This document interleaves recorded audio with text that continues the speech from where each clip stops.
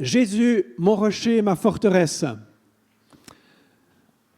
Nous voulons, au travers des cultes de cet été, aborder cette dimension de Christ qui est notre rocher, qui est notre citadelle, qui est notre refuge, qui est notre secours. Le psaume 18, verset 3 dit « Éternel ou Seigneur, mon rocher, ma forteresse, mon libérateur, mon Dieu, mon rocher où je trouve un abri, mon bouclier, la force qui me sauve, mon rempart. » Et si vous prenez d'autres traductions, vous aurez encore quelques synonymes. En fait, je pourrais vous renvoyer et vous envoyer méditer avec tous ces mots. Ça me simplifierait la tâche. Non, mais pendant cet été, nous allons méditer sur quelques-uns de ces mots au travers de psaumes ou au travers, disons, d'autres textes bibliques que les prédicateurs prendront pendant ces prochaines semaines.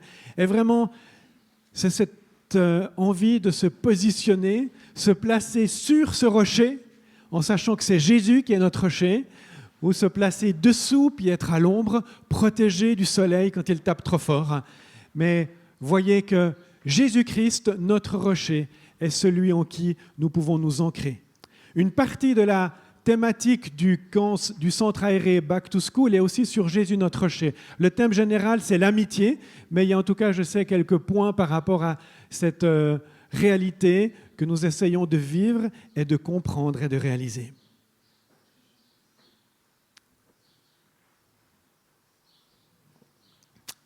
Jésus, notre rocher,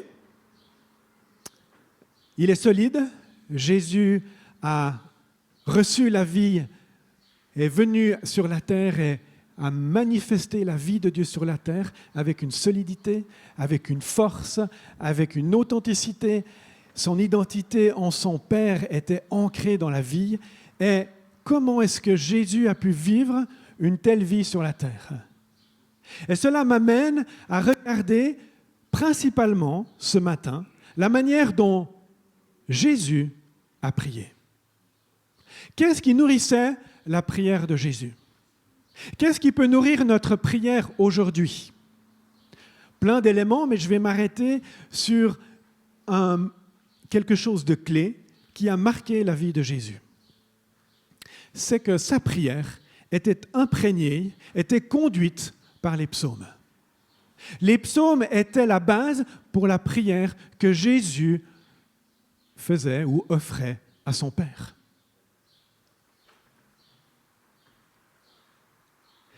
Athanase, qui est un théologien du IVe siècle qui vivait à Alexandrie en Égypte, a dit ceci: « La plus grande partie de la Bible s'adresse à nous, les psaumes parlent pour nous. » La plus grande partie nous raconte ce que Dieu a fait, comment il a créé, établi le peuple d'Israël, comment il a conduit ce peuple, et ensuite comment Jésus est venu sur la terre et comme nous sommes conduits sur la terre par l'Esprit de Dieu.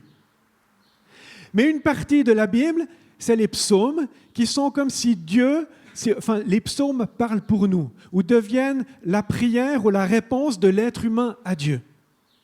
Et c'est en tout cas comme ça que les théologiens, dans l'histoire de l'Église, ont vu les psaumes. Ou pour le dire autrement,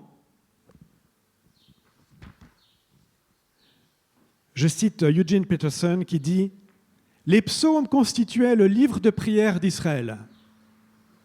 C'était aussi le livre de prière de Jésus. Ils sont aujourd'hui le livre de prière de l'Église. Dans toute l'histoire hébraïque et chrétienne, sauf peut-être à notre époque, les psaumes ont inspiré la théorie et la pratique de la prière. Les psaumes sont là comme une base pour nous aider à prier, pour parfois mettre des mots dans notre bouche pour s'adresser à Dieu. Lorsque nous sommes dans la joie, lorsque nous sommes dans l'affliction, quel que soit notre état d'âme, les psaumes sont là et portent nos mots et nous aident à répondre à Dieu, à prier notre Dieu.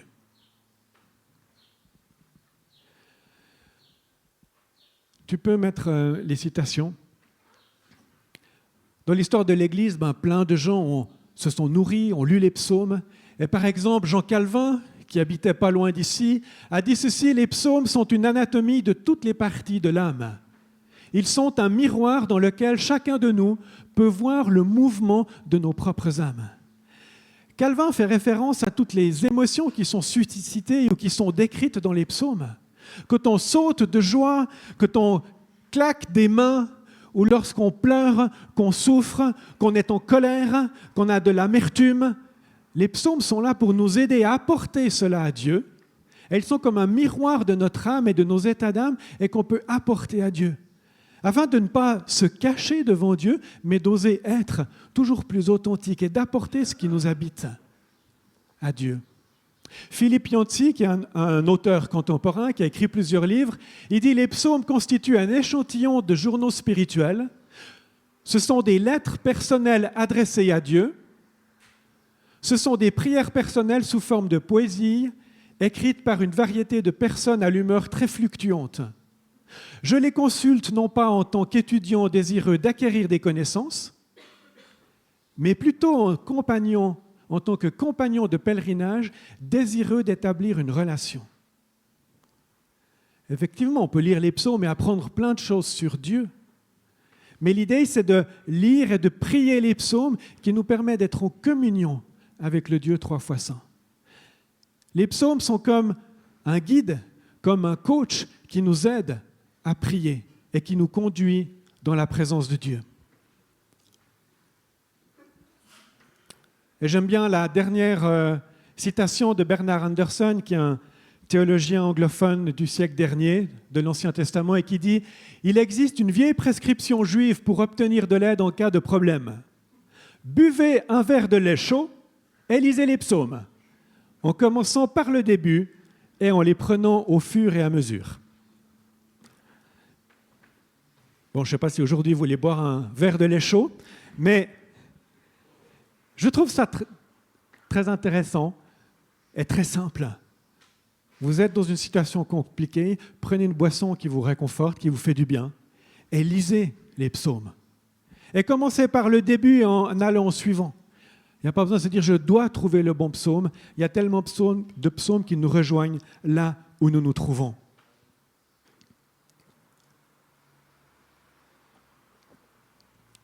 Pourquoi est-ce que je dis que Jésus priait avec les psaumes ? Nous savons que Jésus allait à la synagogue très régulièrement. Plusieurs fois, l'Évangile le mentionne. Et ce n'est pas seulement du moment qu'il avait commencé son ministère qu'il allait à la synagogue. On comprend très bien qu'il y allait auparavant. Et à la synagogue, lors des célébrations, le samedi, eh bien, la prière commune était basée sur les psaumes. Et dans les synagogues, il y avait une sorte de suivi des psaumes, samedi après samedi, sabbat après sabbat. Et les psaumes étaient la prière que ces gens prononçaient, offraient à Dieu lors de leur rencontre.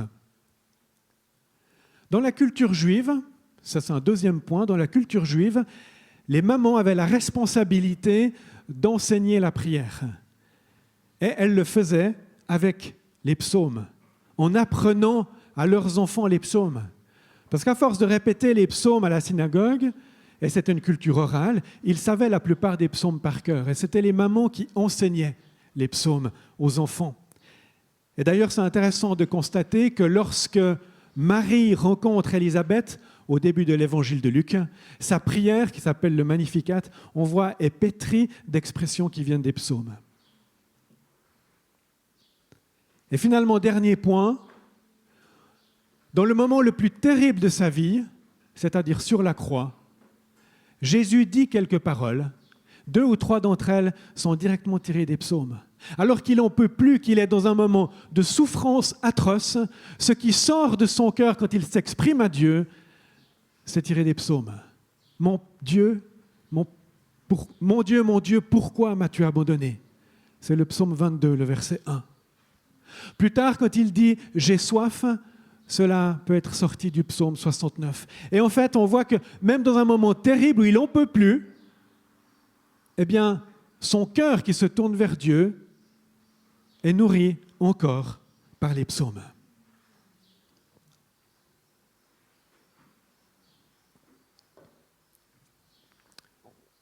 Tu peux mettre le slide suivant, enfin 2 plus tard. Encore après, voilà. Juste encore en petit aparté, c'est important de constater ou de se poser la question pourquoi il y a 5 livres dans les psaumes.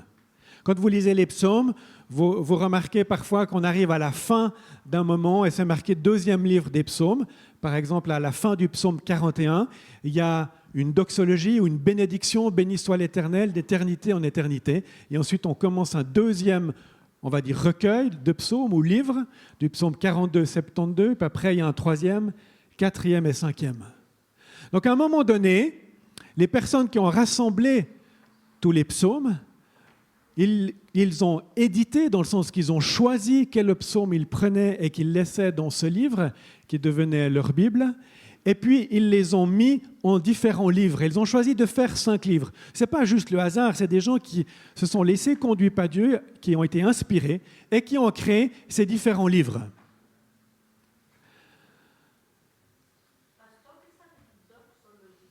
Doxologie, c'est une bénédiction. Béni soit l'Éternel d'éternité en éternité. Après, on peut la décliner de différentes manières.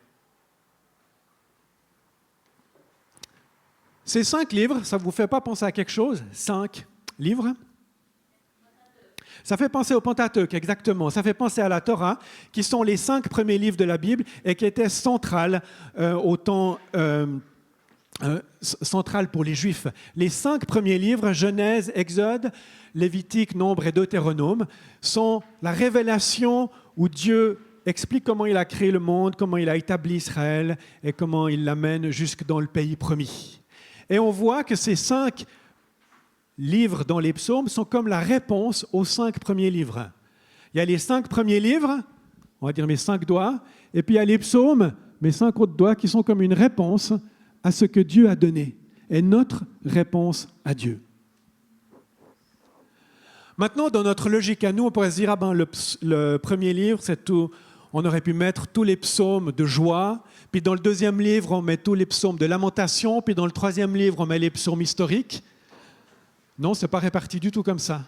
En fait, dans chacun de ces livres, il y a des psaumes de joie, de lamentation, d'affliction, d'exubérance et de différents types d'adoration. Pourquoi? Probablement parce que la vie que nous menons les uns et les autres, elle n'est pas pendant une saison que de l'affliction, puis après que de la joie ou que de la reconnaissance. Mais alors que nous vivons, nous traversons des moments de joie, d'affliction, de lamentation, des moments d'extase, des moments de révélation, de reconnaissance de ce que Dieu a fait dans nos vies. Et ainsi, lorsque je lis les psaumes les uns après les autres, j'ai l'habitude pour ma part de lire un psaume chaque matin, eh bien, un matin, je vais lire le psaume 22, « Pourquoi Dieu m'as-tu abandonné ?» Puis le lendemain matin, je vais lire le psaume 23 qui dit « L'Éternel est mon berger, je ne manquerai de rien. » Et vous êtes d'accord que c'est 2 états d'âme assez différents. Puis après, on pourrait continuer. Et ça permet de nourrir ce que nous vivons chaque jour ou chaque semaine et d'avancer dans notre manière de prier. Donc, alors que Jésus prenait les psaumes pour s'adresser au Père, pourquoi ne les prendrions-nous pas? Probablement qu'un des malheurs aujourd'hui dans l'Église que nous vivons, l'Église avec un grand E, ou l'Église évangélique particulièrement, eh bien, nous négligeons ces prières qui pourtant sont données par Dieu pour nous aider à diriger nos regards vers Dieu. Et c'est important de les reprendre, comme de les réapprivoiser et de les laisser émerger en nous, en les lisant et en conduisant notre prière vers Dieu. Bien sûr, il y a des temps de prière, on va dire, plus spontanés, des temps de prière très circonstanciels, et il ne s'agit pas de les oublier ou de ne pas les faire. Mais je pense que nous avons à gagner à pouvoir nourrir notre prière avec la réalité et le contenu qui se trouve dans les psaumes. Prenons le psaume 121.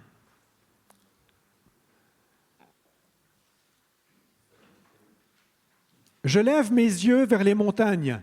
D'où me viendra le secours?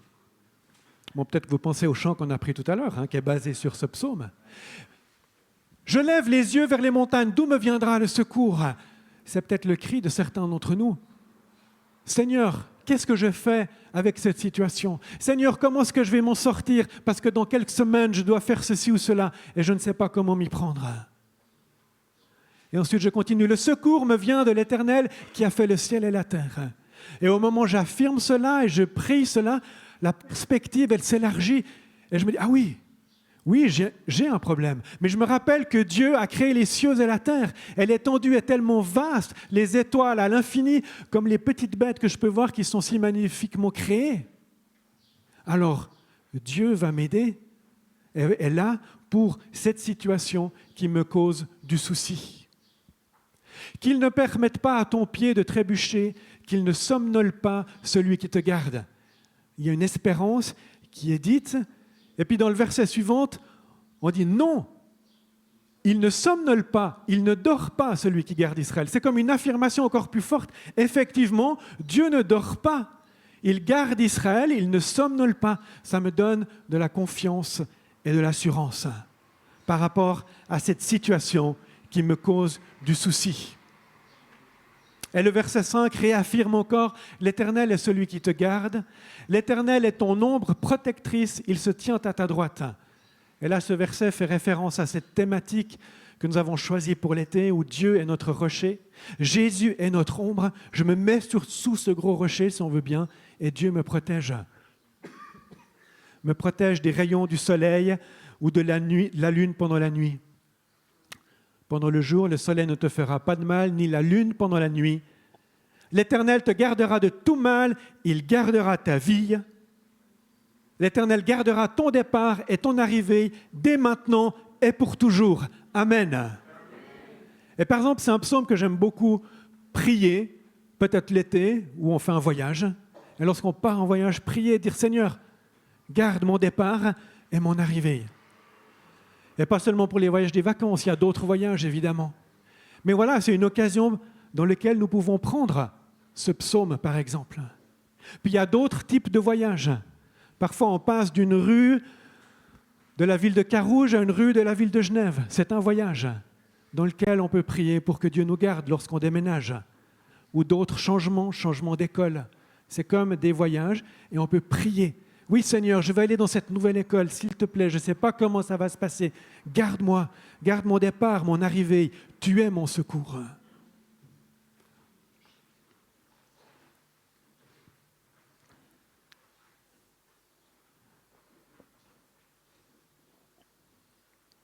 Parfois, une des raisons pourquoi l'Église a pu abandonner un peu les psaumes comme prière, c'est parce que dans la répétition, des fois, on risque de perdre le sens ou de ne plus, on va dire des paroles sans en entendre ou sans en percevoir le vrai sens. Et c'est clair que c'est un risque. Mais en même temps, au travers des siècles, on voit que l'Église a tenu au travers de cette prière, notamment avec les psaumes. Et puis finalement, en parlant de prière spontanée, si je peux me permettre, parfois on dit qu'on prie spontanément, puis en fait on prie souvent les mêmes choses. Je me souviens, dans l'église où j'étais pasteur avant, je savais très bien que lorsque quelqu'un prenait la parole pour prier, dans un moment de prière libre, la personne allait dire exactement ce qu'elle avait déjà dit plein de fois. Puis c'était compris comme une prière spontanée. Mais en fait, le problème, ce n'était pas ce qu'elle disait, mais c'était plutôt de se dire, voilà, c'est pas si spontané que ça, puis c'est pas grave. On peut dire avec son propre cœur des choses qu'on va répéter. Le soir, quand je prie avec ma femme alors qu'on va au lit, en général, on prie un peu pour les mêmes choses. Pour notre famille, pour nos enfants, petits-enfants, pour peut-être une situation du jour. Mais on exerce notre confiance à Dieu alors même qu'on dit les mêmes choses. Donc, il n'y a pas un problème en soi avec la répétition, mais c'est clair que lorsque la répétition devient une litanie, il y a quelque chose qui se perd. Mais je vous invite à prendre les psaumes comme quelque chose qui vous nourrit et qui vous permet de dire peut-être ou d'articuler une émotion, un sentiment, une perception qui est dans votre cœur, que vous avez peut-être de la peine à exprimer, mais que le psaume ou les psaumes vont vous permettre de dire et de proclamer devant Dieu. J'aimerais prendre maintenant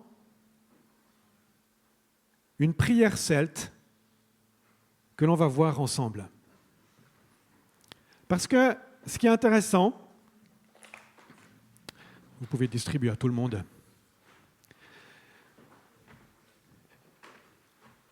Je fais ça pour montrer aussi comment l'Église, avant nous, a pu prier à différents moments et comment on peut aussi être aidé dans notre prière en voyant comment d'autres traditions chrétiennes ont prié. Et là, je vais prendre cette prière celte parce que au 6e, 7e, 8e siècle après Jésus-Christ, il y avait quelque chose de fort au nord, en Irlande, en Écosse, où parmi les Celtes, il y avait un réveil. Il y avait quelque chose d'extraordinaire. Alors que l'Europe était repartie dans le sombre et dans les ténèbres, après l'Empire romain, lorsque les barbares ont envahi tout ce que l'Empire romain avait fait, eh bien, beaucoup de choses au niveau du christianisme a été perdu.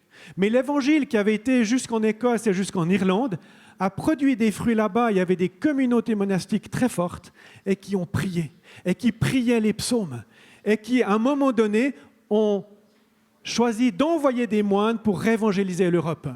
Et grâce aux Celtes, notamment, et pas que parce qu'il y a beaucoup de variations dans l'histoire, mais le continent a été réévangélisé. Et puis il y avait du feu parmi les Celtes. Alors au début, ils ont dit non, mais on ne veut pas aller évangéliser les anglo-saxons, donc en Angleterre, parce qu'on n'a pas envie d'être au paradis avec eux. Voilà, c'est dit comme ça. Après quelques décennies, apparemment, le Saint-Esprit a vraiment travaillé leur cœur et à un moment donné, ils ont envoyé des dizaines de moines pour aller évangéliser l'Europe. Et c'était des gens qui étaient en feu. Et notamment dans les communautés monastiques, en tout cas certaines d'entre elles, ils priaient tous les psaumes une fois par jour. Donc il y avait 3 temps de prière dans la journée et à chaque temps de prière, ils priaient 50 psaumes. Ils étaient en feu et ils avaient envie de partager l'Évangile et de vivre une vie sainte devant Dieu. Alors à tel point, c'est toujours des fois intriguant quand on lit les choses historiques parce qu'on n'est pas dans le contexte et on ne comprend pas très bien. Mais par exemple, j'ai lu que certains moines, pour lutter contre les désirs de la chair, ils se plongeaient dans l'eau froide, glacée pendant quelques heures en récitant plusieurs psaumes, comme pour inhiber toutes leurs pulsions. Voilà, c'est des choses que peut-être aujourd'hui on ne ferait pas, mais pourquoi ils le faisaient? C'est parce qu'ils avaient envie de suivre Dieu. Ils avaient envie d'être purs devant Dieu et ils voulaient suivre Jésus-Christ. Et il y a un moine, par exemple, qui s'appelle Gall, G-A-2-L, qui est parti et qui est venu évangéliser la Bavière et Saint-Gall. Saint-Gall s'appelle d'après ce personnage celte. Donc, tout près de chez nous, l'évangile est revenu en partie par les Celtes. Alors voilà, pour placer un petit peu le contexte historique, mais aussi pour dire, avant nous, il y a eu des gens qui ont lutté pour la vie, qui ont lutté pour que l'évangile soit annoncé dans tous les pays. Continuons nous aussi de lutter pour que l'évangile soit annoncé ici et au loin, en Côte d'Ivoire, comme on l'a entendu ce matin, ou ailleurs. Alors, je vous donne cette prière. Il y a une prière du matin, une prière du soir, et puis ça peut nourrir votre prière ces prochains temps ou pour longtemps. Certains d'entre vous vont le prendre et vont le lire, d'autres vont probablement le laisser à l'arrière de leur Bible ou sur une étagère. C'est égal. Ce que je vous invite, c'est à nourrir votre prière avec des textes de la Bible. Et regardons cette prière. Elle commence comme ça. Je demande au Seigneur une chose que je recherche ardemment. Habiter la maison du Seigneur tous les jours de ma vie pour contempler la beauté du Seigneur et pour le chercher dans son temple. Et ça, c'est tiré du psaume 27 au verset 4. Et puis, c'est une parole, peut-être que le matin, quand je me lève, mon esprit n'est pas toujours suffisamment éveillé pour me dire, mais en fait, c'est ça que j'ai envie. Puis au moment où je le lis, je me dis, mais oui, je veux chercher Dieu aujourd'hui et j'ai envie d'habiter dans sa maison. Et c'est comme si quelqu'un l'a dit pour moi et moi je peux le dire et ça oriente mon esprit intérieur vers Dieu au début de la journée. Et puis après, il y a cet appel, parce que c'est aussi une prière qui peut être faite à plusieurs, où il y a des réponses, si on est tout seul, on fait les deux. Qui donc cherchez-vous? Nous cherchons le Seigneur notre Dieu. Le cherchez-vous de tout votre cœur? Amen. Seigneur, aie pitié. Le cherchez-vous de toute votre âme? Amen. Seigneur, aie pitié. Le cherchez-vous de toute votre pensée? Amen, Seigneur, aie pitié. Le cherchez-vous de toute votre force? Amen, Christ, aie pitié. Tu peux mettre le slide suivant? Alors j'ai mis le psaume 27, verset 4, c'est la première partie. Et puis ensuite, cette réponse et ces appels, ils sont basés notamment sur Deutéronome, qui nous dit « Tu aimeras ton Dieu de tout ton cœur, de toute ton âme, de toute ta pensée, de toute ta force ». Et puis ça fait un répond au psaume 27 qui dit de chercher Dieu ardemment. Donc qui donc cherchez-vous? Et puis quand c'est marqué le cherchez-vous de tout votre cœur, on dit Amen, c'est-à-dire oui, je veux le chercher de tout mon cœur. Puis j'ajoute Seigneur, aie pitié. Cela signifie mais Seigneur, aide-moi. Parce qu'en fait, je sais bien qu'il y a plein de moments où j'arrive pas à chercher Dieu de tout mon cœur. J'ai envie, mais Seigneur, aide-moi par ton esprit à pouvoir vraiment te chercher de tout mon cœur. Et Seigneur, aie pitié, c'est une phrase qui se trouve plusieurs fois dans les psaumes. Dans le psaume 4, dans le psaume 6, dans le psaume 41 et encore d'autres. C'est aussi une phrase que l'on retrouve dans l'Évangile. Dans Luc 18, il y a par exemple le collecteur d'impôts qui s'exprime dans une prière très courte devant Dieu puis dit « Seigneur, aie pitié de moi ». Et dans le même chapitre, dans Luc 18, un peu plus tard, il y a l'aveugle sur le bord du chemin. Et il entend Jésus qui passe et il dit « Jésus, fils de David, aie pitié de moi ». Donc vous voyez, en prenant cette prière, c'est aussi pour vous montrer qu'on peut construire nos prières qui peuvent nous aider en nous basant sur certains textes qui nous touchent de la parole de Dieu. On peut prendre les psaumes les uns après les autres et on peut aussi, par exemple, écrire une prière, votre prière, pourquoi pas. Tu peux continuer avec le slide, s'il te plaît. Ensuite, à qui irions-nous? Tu as les paroles de la vie et nous avons cru et nous savons que tu es le Saint de Dieu. Louange à toi, Seigneur Jésus-Christ, Roi de gloire éternelle. Un peu plus loin. Ça, c'est une parole qui est tirée de Jean 6, 68, 69, les deux premières phrases. La dernière, c'est une louange, elle n'est pas directement dans un texte. Et puis après, il y a ce qu'ils ont appelé le cantique. Christ, lumière, illumine-moi et guide-moi. Christ, bouclier, garde-moi à ton ombre. Christ au-dessous de moi, Christ au-dessus de moi, Christ à côté de moi, à ma gauche et à ma droite. En ce jour, sois en moi et au dehors de moi, humble et doux, cependant tout-puissant. Sois dans le cœur de chaque personne à laquelle je parle, dans la bouche de chaque personne qui me parle. En ce jour, sois en moi et au dehors de moi, humble et doux, cependant tout-puissant. Christ lumière, Christ bouclier, Christ à côté de moi, à ma gauche et à ma droite. Amen. Alors là, j'ai pas cherché différentes références qu'on pourrait mettre pour chacune de ces phrases, mais c'est clair que Jésus est la lumière du monde, c'est lui qui m'éclaire. J'aime bien, par exemple, la phrase qui est répétée 2 fois, « Humble et doux, cependant tout-puissant ». Et c'est peut-être une des choses les plus difficiles de vivre. Comment est-ce que je peux être humble et doux en reflétant Christ et en même temps refléter la toute-puissance de Christ au travers de qui je suis?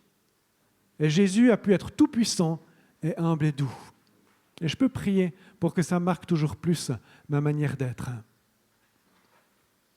Et après la bénédiction, que la paix du Seigneur Christ aille avec vous où qu'il vous envoie, qu'il vous guide à travers le désert, vous protège dans la tempête, qu'il vous ramène à la maison dans la joie de nous revoir à nouveau.